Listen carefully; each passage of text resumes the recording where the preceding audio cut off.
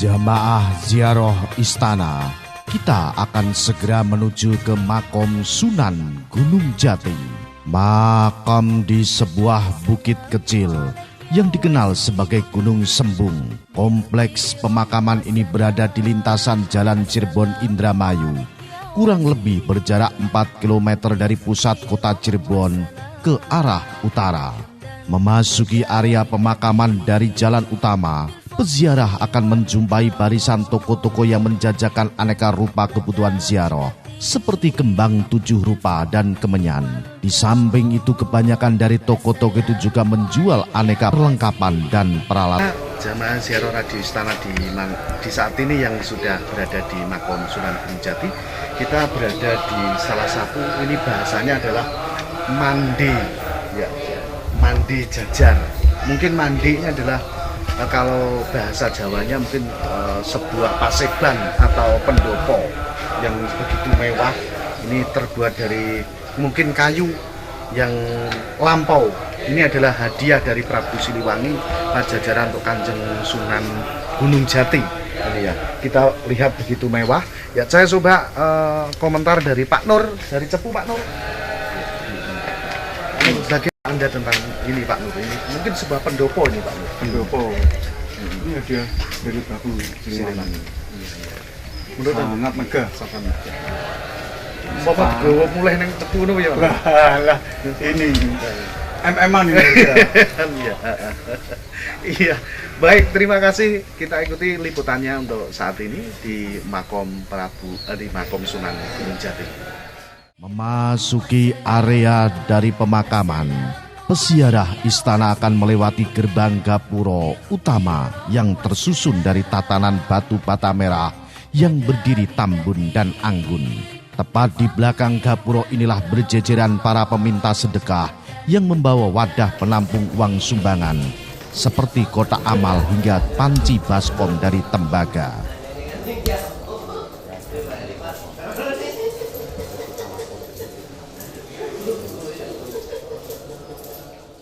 Assalamualaikum warahmatullahi wabarakatuh. Alhamdulillah, puji syukur kehadirat Allah Subhanahu wa taala.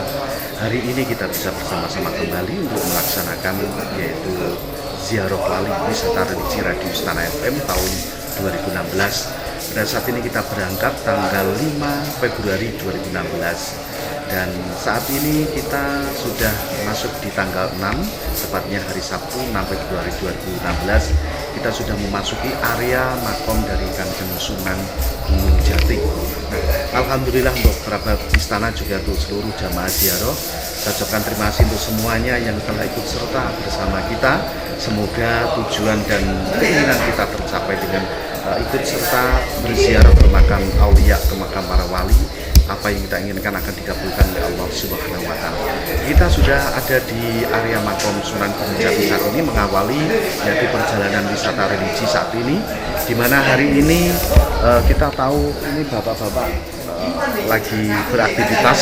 Ada panjenengan pun Pak Jaman. Ini Pak Jaman selaku apa ini Pak?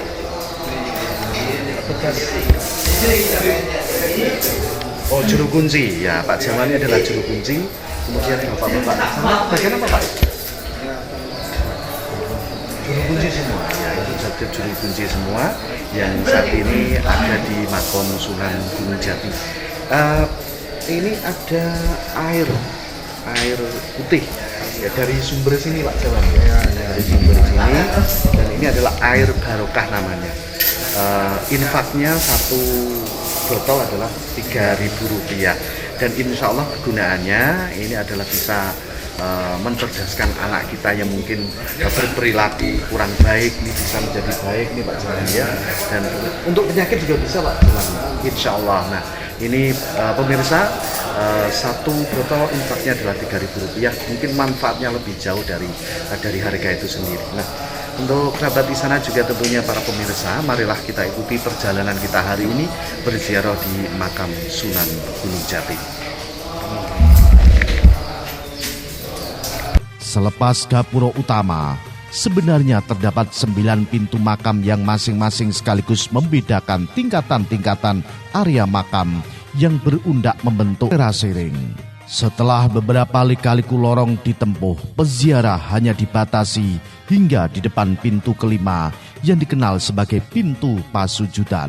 Disinilah kebanyakan pengunjung atau peziarah memanjatkan doa ataupun tahlil lengkap dengan surat Yasin. Antara tempat pasujudan dengan kompleks dalam makam dibatasi pintu terkunci rapat dan hanya bisa dimasuki oleh para kerabat keraton Cirebon dan abdi dalam terpercaya saja.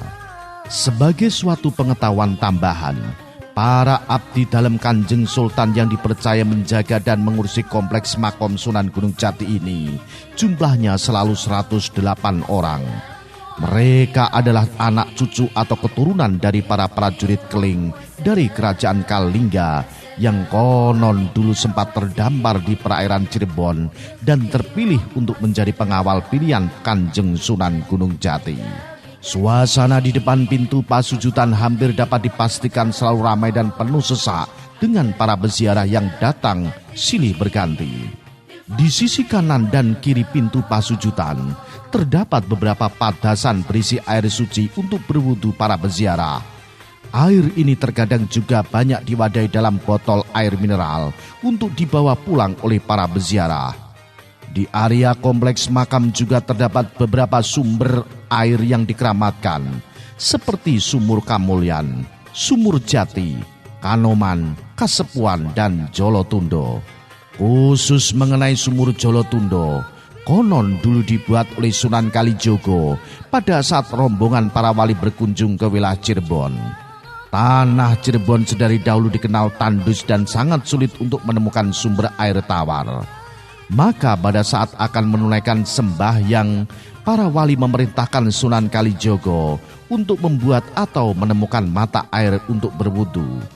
Akhirnya dengan menancapkan sebatang ranting kecil, muncullah sebuah pancaran air yang lama-kelamaan kian membesar sehingga amblas dan membentuk sebuah sumur. Sumur inilah Sumur Jolotundo. Sunan Gunung Jati dikenal juga sebagai Sarif Hidayatullah. Ia adalah putra dari Nyai Rara Santang, salah seorang putri Sri Baduga Maharaja Prabu Siliwangi dari ibunda Nyai Subang Larang.